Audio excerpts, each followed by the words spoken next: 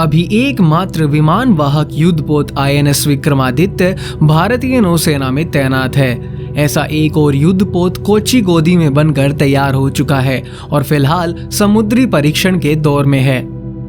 इन दोनों ही जहाजों में पारंपरिक पेट्रोल इंजन लगे हुए हैं। शुरुआत में भारत ऐसा तीसरा परमाणु ऊर्जा संचालित युद्धपोत बनाना चाहता था, लेकिन काफी सोच विचार के बाद उसने ये इरादा छोड़ दिया। रूस ने भारत के लिए एक ऐसा युद्धपोत बनाने की पेशकश की थी, लेकिन इससे बड़ी ही विनम्रता के साथ ठुकरा दिया गया।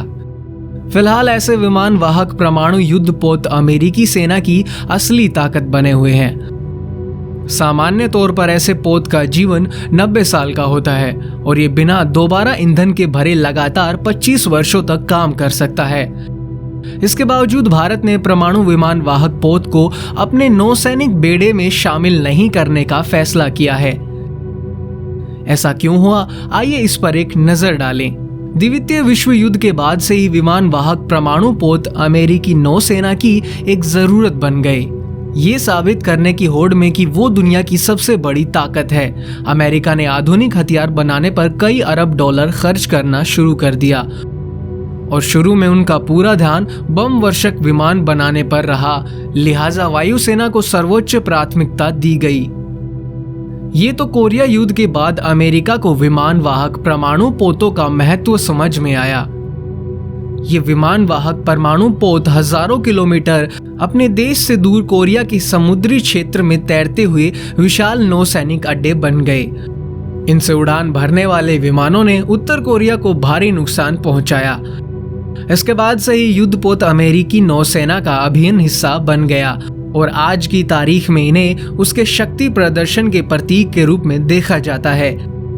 अंतरराष्ट्रीय कानून के अनुसार ऐसे विमान वाहक युद्धपोतों को उन देशों के संप्रभु क्षेत्र के रूप में माना जाता है जो उसे संचालित करते हैं। ये युद्धपोत किसी भी दूसरे देश की समुद्री सीमा से 21 किलोमीटर दूर बिना किसी अनुमति के आ जा सकते हैं, लेकिन बिना अनुमति के न तो इनके पास पहुंचा जा सकता है और न ही इनके ऊपर उड़ान भरी जा सकती है।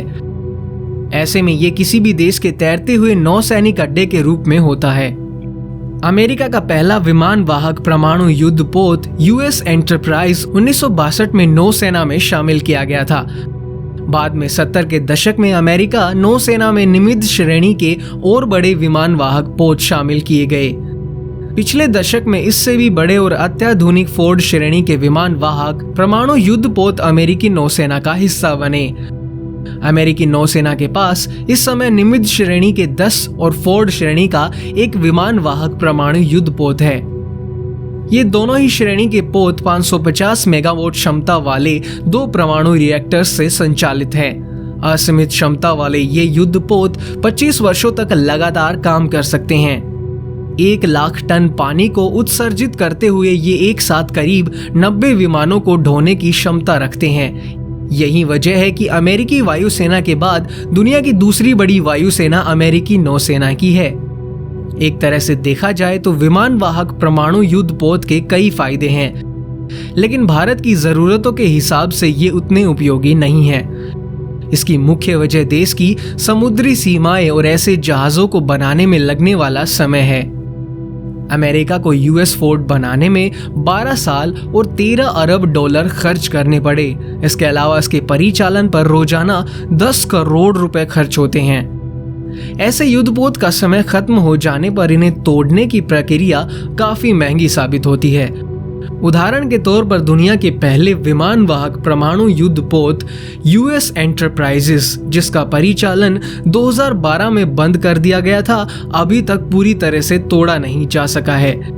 ऐसे युद्धपोत में लगे परमाणु संयंत्र को खत्म करने पर करीब 10 करोड़ रुपए का खर्चा आता है और 10 साल से ज्यादा का समय लगता है। अमेरिका के अलावा ऐसे युद्धपोत केवल फ्रांस के पास हैं। भारत के अलावा रूस और ब्रिटेन ने भी अपनी नौसेनाओं के लिए ऐसे युद्धपोतों पर विचार किया था, लेकिन इन पर होने वाली भारी भरकम खर्च को देखते हुए उन्होंने इसका इरादा छोड़ दिया। अमेरिका के लिए ऐसे युद्धपोत इसलिए फायदेमंद हैं क्योंकि वो इनका भारी भरकम खर्चा उठाने में सक्षम है, और दूसरा ये कि ये युद्धपोत उनकी सैन्य रणनीति के साथ पूरी तरह से मेल खाते हैं। अमेरिका के अपने निकटतम पड़ोसी देशों के साथ सौदेहपूर्ण संबंध हैं। दूसरी ओर ईरान, चीन और उत्तर कोरिया जैसे इसके विरोधी देश उससे कोसों दूर है।